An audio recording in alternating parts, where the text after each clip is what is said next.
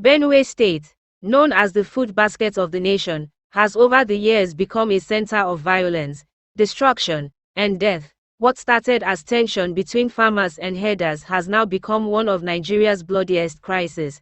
But what really sparked this conflict, and why do some believe that the actualization of Biafra could end it? Let's take a deeper look.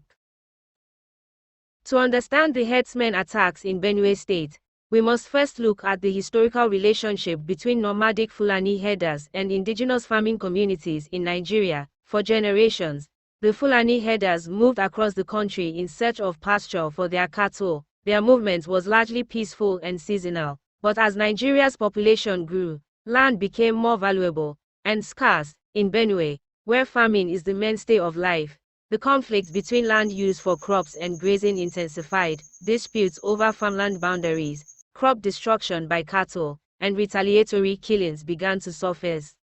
Root cause: land, livelihood, and ethnic tensions. These weren't just isolated incidents, they reflected deeper issues. Climate change driving desertification in the north, causing herders to move south, the absence of cattle routes, and the federal government's failure to manage growing ethno-religious tensions.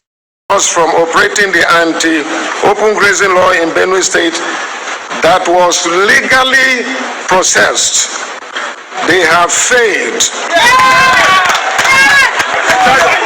Because we will not be cowed, we will not be deterred by their acts. In 2018, Nigeria was shaken when suspected Fulani herdsmen attacked villages in Benue State, killing over 70 people on New Year's Day alone. Mass burials were held. The nation mourned, but the killings didn't stop.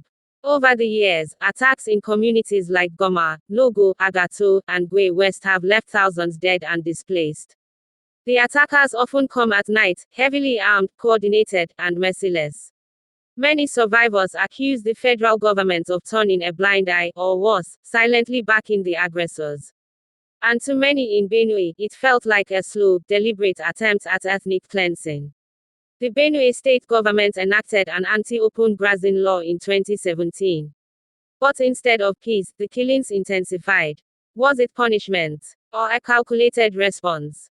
Who is behind the scene? Groups like Mieti Allah have publicly opposed Benue's anti-grazing laws. While they deny sponsoring violence, their threats and inflammatory rhetoric tell a different story. International watchdogs have labeled the Fulani militia one of the deadliest terrorist groups in the world. Yet, in Nigeria, arrests are rare, convictions almost none. To many in the Middle Belt, the message is clear: their lives are expendable in the political games of Nigeria's ruling elite. The indigenous people of Biafra, or IPOB, led by Nnamdi Kanu, argue that the solution lies in secession. According to them, the structure of Nigeria is inherently flawed, designed to favor certain ethnic groups while marginalizing others. Benue, though not traditionally considered part of core Igbo territory, shares cultural, political, and historical ties with the greater Eastern and Middle Belt regions. Many believe that if Biafra becomes a sovereign nation, Benue would be safer, protected by its own people, with no interference from northern-dominated federal forces.